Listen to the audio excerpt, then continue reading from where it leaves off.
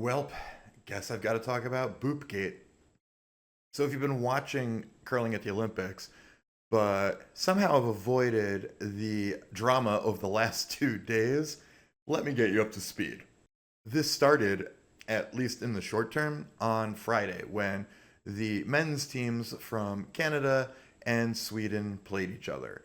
Jacobs versus Dean, a big matchup, and two teams that had know each other well have been playing against each other for decades.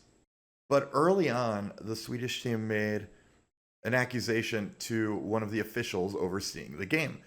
They felt that Mark Kennedy, the second on Brad Jacobs' Canadian team, was double touching the rock in a way that was illegal. What do we mean by double touching? They were saying that after releasing the rock, he was touching it again. And while we'll get into the rules implications later, they were basically saying two things. One, he seemed to be touching it after it had touched the hog line, which would be when you're supposed to release by.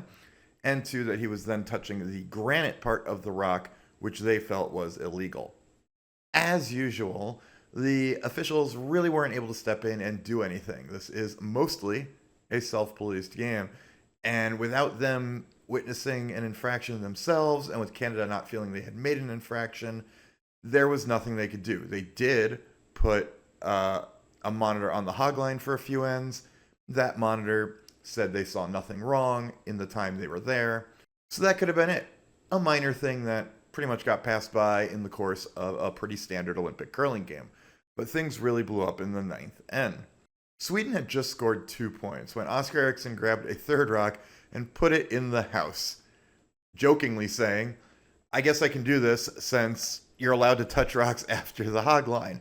That turned into a extended discussion, let's say, between Mark Kennedy and Oscar Eriksson, where Oscar Eriksson said there were a couple people he had seen do that, release a rock late. Mark Kennedy kept pressing him to say who. Oscar eventually pointed to Mark himself. Mark told Oscar to F off and said that he had been moving in the house when Mark was trying to throw shots. Oscar said he'd show him the video afterwards. And given how heated this was, it immediately made headlines. Videos popped up all over social media. A lot of non-curlers were getting invested. If you're part of the curling subreddit, you saw a lot of non-curlers jump in and give their relatively uninformed opinions, both on the Canadian and Swedish sides. Obviously, in that case, both supporting their own side. And the whole thing has turned into something of a mess at the Olympic Games. On Saturday morning, the World Curling Federation put out a statement saying they would have monitors at the hog lines for the rest of the event, looking for double touches and hogline violations. In that statement, they also clarified some of the rules, which we'll talk about later. Immediately, controversy arose because in the Canada-Switzerland women's game, Rachel Homan had her first rock of the first end pulled after officials said that she had made a double touch. Likely, they were saying it was after the hog line. They may have been saying she was touching the stone. That part was a little bit unclear. Rachel and her team were kind of flabbergasted because they said this was nothing out of the ordinary. She had not done anything. The other officials said they had to take the word of the official on the ice, and so the rock was pulled. May have changed the outcome of the end. Rachel had left a double, but a tough double for the Swiss skip. Instead, Elena Pates just had to make an open hit, and Rachel drew for one. If Pates had made a double, it would have been a draw for one anyway, but there's a chance, she doesn't make a double, and then Canada could get two. So that's pretty much where we are now, heading into the Sunday games. I'm recording this late Saturday night. So let's dig in a little bit into what the rules actually say, what's going on here, how much this really means, and what it could mean going forward for the Olympic Games. So first, I could use a stone, but I don't have a real curling stone, so that's going to be a little tricky. But I do know what I do have. Does this help at all? This tiny little stone guy? Not sure. Probably not. This is actually a stone that was given to me by the Yale curling team here in Connecticut for coaching them. It is made out of real granite. It doesn't have a running surface, but the granite is real. There's even like a striking band you can feel on it. Very cool little stone. All right, so that's not really going to help us, but I might point to it briefly to explain a couple things about the parts of the rock. But let's start with the rules that are unambiguous that everyone who knows curling understands without a problem. First, you must release the stone before it touches any part of the hog line. Seen some confusion over that online, when, especially for maybe casual fans or non-fans who are watching the Olympics. But yeah, if a rock is even touching a little bit of the hog line, technically that is a burned rock. You have held onto it too long. Secondly, nobody disputes that you are allowed to touch the handle of the stone. That would be the little part on top here, as many times as you want before the hog line. Now, people aren't touching this thing 3, 5, or 10 times, but sometimes as you release, your hand may come off, touch it again, or if your hand slips a little, you might readjust or kind of with a tick touch it again, and that's all okay as long as it's done before the hog line. So the Swedes were complaining about two things when it came to the Mark Kennedy rock. One, they said that he was actually touching the granite part of the rock with his finger after he let go of the stone. And when you watch videos of the delivery in slow motion, it appears this is probably the case. I wouldn't quite say it's 100% definitive because of camera angles, but I would say I'm almost certain he's touching the back of the rock in that shot. And there are definitely other examples of this that have come up from other games people have pulled, where it's clear that sometimes, yes, his finger touches the back of the rock. Here's where we get into there's a little ambiguity, although the World Curling Federation did try to clear this up today. Even when talking to people who know curling very well, who are, high-level curlers and who have played for many, many years, most people had one interpretation of the rules, but some had the other. So one important rule in the rulebook says that you must deliver the rock using the handle. Another rule says that you can touch the rock more than once before the hog line, but it uses the word the stone, not the handle. So there's a little bit of ambiguity in how those rules interact with each other, right? Because if you're supposed to deliver only with the handle, it sounds like you're only allowed to touch the handle as you're delivering. But if it says you can touch the rock multiple times before the hog line, does that imply that you can touch any part of the rock? I fell on the side that that was not the implication, but there were people who are like much more experienced curlers than me and have played at a higher level than me who felt the interpretation was the other way. So let's take a look at what the WCF had to say on Saturday. They write, when delivering the stone before the hog line, players can retouch the handle as many times as they wish. Everyone pretty much agrees with that. Everyone knows that rule, I think. Some club players don't. It does come up in club player. People think you're doing something wrong by doing that. You are not if you do touch the handle multiple times. However, touching the handle after the hog line is not allowed and will result in the stone being removed from play, as per Rule R5E, that states a stone must be clearly released from the hand before it reaches the hog line at the delivery end. If the player fails to do so, the stone is immediately removed from play by the delivering team. Again, not controversial. Everyone realizes that if you touch the stone, once it hits the hog line, if you haven't delivered it yet, it's a burned stone. Moving on. During forward motion, touching the granite of the stone is not allowed. This will result in the stone being removed from play. Again, pretty uncontroversial. But as per Rule R5D, the curling stone must be delivered using the handle of the stone. Violation of this rule will result in the stone being removed from play. That, when you pair it with the rule before, it seems to be the WCF suggesting that no, you are not allowed to touch the granite of the stone during delivery. So because when the stone's in forward motion, it doesn't say anything about it having to be after the hog line. They are saying you must use the handle when delivering. I think they are suggesting, as most people think, that touching the granite before the hog line would be a violation. And they mentioned they don't have enough officials, which is kind of an issue in curling. They don't have enough officials to have umpires at all hog lines, but they were going to have 2 officials moving around between games in today's action, which included catching the Rachel Homan stone that was pulled. So maybe the bigger question is, how did we get to this point, and how big a deal is this?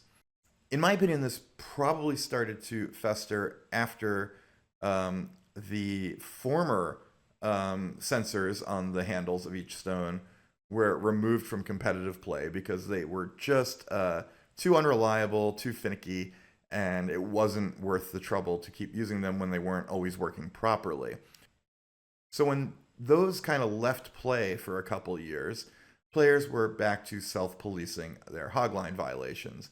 And I think the truth of the matter is that, of course, some rocks were probably thrown that would be hogline violations had the sensors been there.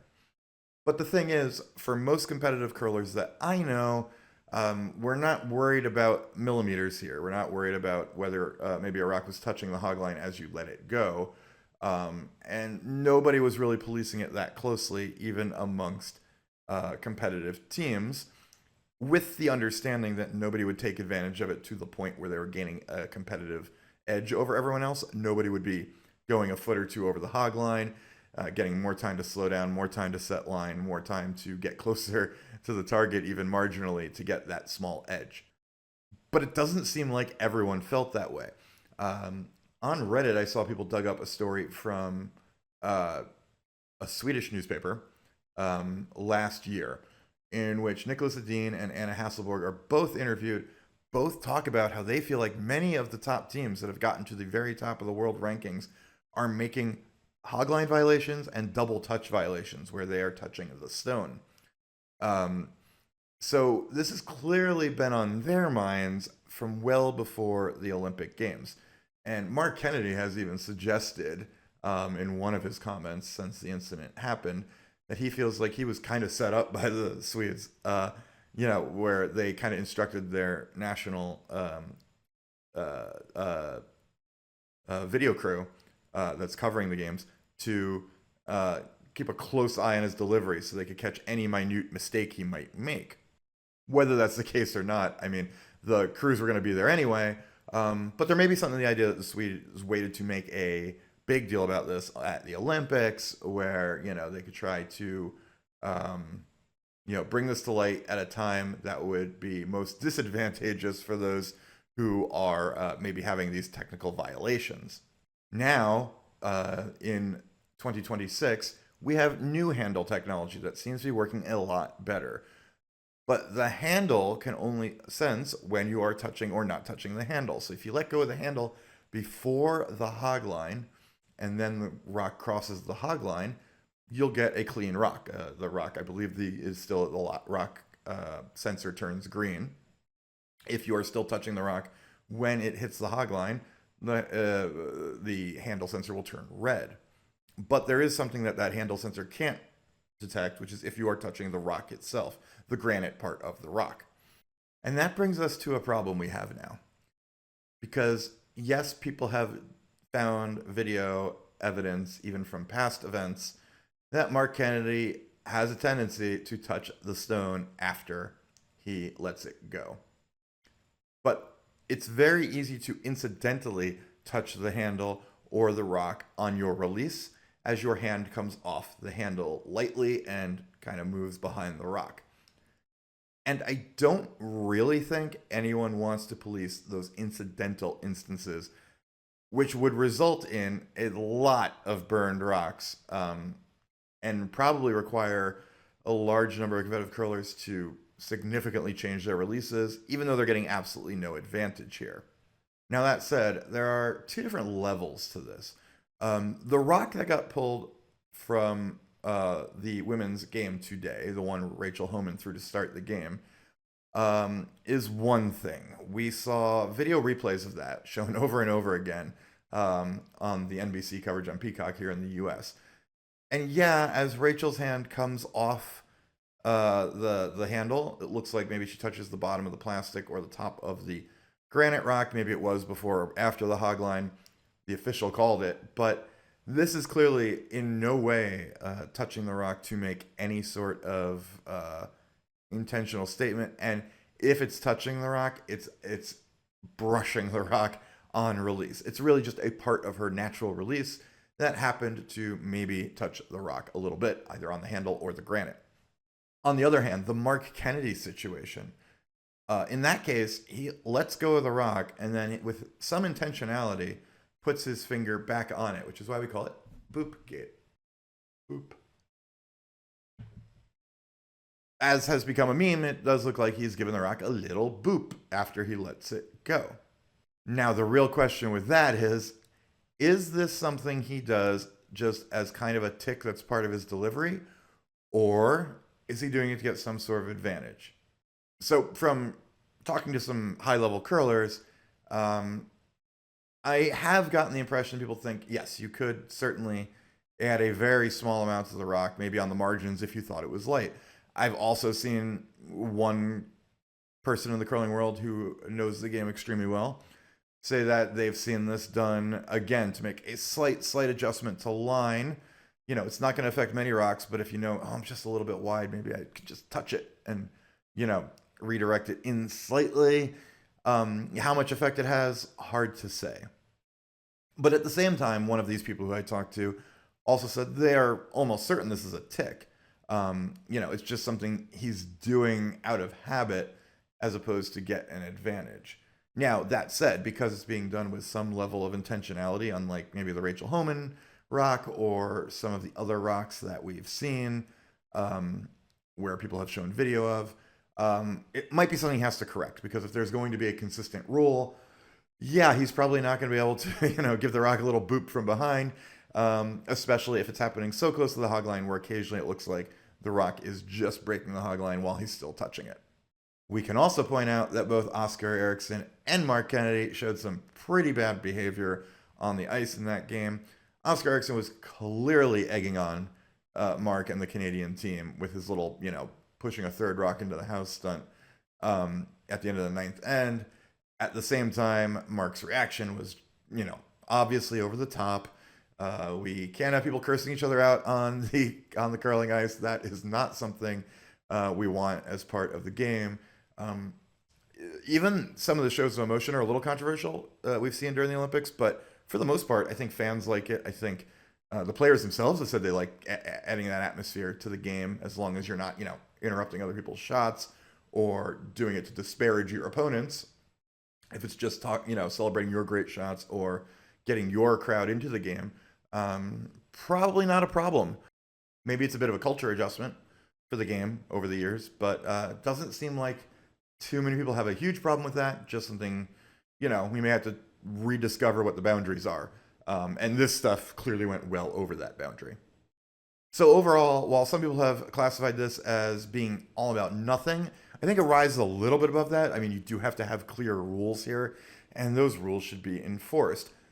I've talked about this on some of the live streams I've done and in this channel before, but this might be another example of where officials have to be a bit more empowered in curling to watch play, to maybe use video review, to otherwise be able to make rulings a little more often than they do now. Now, I don't want this to turn into a sport where the refs are involved in every play. Obviously, that's necessary in contact sports. It's not necessary in curling. But maybe we see it a little more like golf, where while players are responsible for calling their own violations and for calling, keeping their own scores and, following the rules, there are marshals on the course who are empowered to, see things and issue penalties or make rulings more often than what we do right now in curling. In the end, I don't think anyone's taking really big advantage of the rules here. I think any violations are small. And one thing I really want to say is I think calling it cheating is wrong. I think it only rises to cheating if you're doing it intentionally to gain an advantage. And I don't see that here. Even if you're going to pull some of these rocks, we shouldn't be calling that cheating. Hogline violations, double touches are more akin to penalties in hockey or football. If someone commits a hooking penalty or goes off sides, we don't call them a cheater. We just say they had an infraction, it gets punished by the rules of the sport, and you move on. And that's really where we're at. We are not at like a massive cheating scandal here. And I'm afraid that's kind of what some of the commentary is making it look like, at least from people who don't know the game as well. And are, honestly not entirely sure what's going on and trying to interpret based on how the players are acting and talking, but maybe don't really know what's going on. And finally, how is this going to affect the tournament as it rolls on? Well, the Canadian men did lose their first game of the round robin to drop to 3-1 in their only game on Saturday, losing 9-5 to the Schwaller team out of Switzerland. And that team was, again, pointing out what they felt might be violations during the game, although it didn't get nearly as heated. Everyone seemed to get along. It seemed like it was just them saying, like, hey, maybe this is happening. No huge incidents, but you wonder, is that playing into the heads of the Canadians a little bit, even if it's just for one game? It's also a team that can just beat Canada. So that one loss we shouldn't take too much from that, but maybe something to keep an eye on, because this kind of thing can get in your head, can kind of put a sour note on the event, and maybe throw you off a little bit in what is a very mental sport. And on the women's side, Canada is in deep trouble after a very bad Saturday for them, losing to a Great Britain team that they realistically should feel is a game they should win almost every time. Probably even more so than when they were upset by the American team. And then also losing what was going to always be their toughest game of the round robin and a potential gold medal game to Switzerland and the Tirinzoni rink. Did Homan's rock pull affect them at all? I mean, they might say it was a little bit rattling, but the truth of the matter is they were up 4-0 after 3 ends, and they gave up another 4 later in the game. They were up 4-0 and then 5-2, and then Switzerland took a 4 in the 7th, and the teams traded ones until Switzerland was able to score with the hammer in the extra end to win. That drops Canada 1-3, and they are in serious danger of not making the medal rounds unless they can turn things around. 2 of their toughest games still remain. They have to play undefeated Sweden, and they have to play the Korean team, and those are the 2 of the other top 4 teams in this field. So while I hope this doesn't affect the Canadian teams going forward, if they feel they're being targeted, if they feel they're under scrutiny, if losses mount, then you just don't know. I hope that's not the case. I hope we see the games on Sunday, and both Canadian teams come out playing real strong. Obviously, I root for my American teams, but outside of that, love both of these Canadian teams, want them to do so well, and I hope this doesn't become like the story of the games for them. Let's see them turn it around and get back in medal contention for Team Homan, and back to their winning ways for Team Jacobs. So anyway, let me know what you think. Leave a comment below. I'm sure there'll be a lot of opinions about this. Who do you think's in the right? Who do you think's in the wrong? Is anyone in the right? Is anyone in the wrong here? How do you think this will affect the teams? What do you think curling should do moving forward to prevent situations like this and remove anything that might be ambiguous about rules? Should there be more officiating? A lot of topics we can discuss. I will say be respectful in the comments when you get heated topics like this. People can go back and forth saying some pretty nasty things, so if I see that, comments may be deleted. Be nice out there, guys. It's still curling. We still want to foster the spirit of curling whenever we can. If you enjoyed this video, be sure to like it. Subscribe to the channel. We either will have or are just about to hit 7,000 subscribers, which is awesome. From when this channel started and the fact that I took a long time off not making content, for it to grow to a reasonably big size is amazing. And I want to keep it growing for years more. I'll be back to doing more instructional content, especially after the Olympics end. So there's going to be a lot to see here.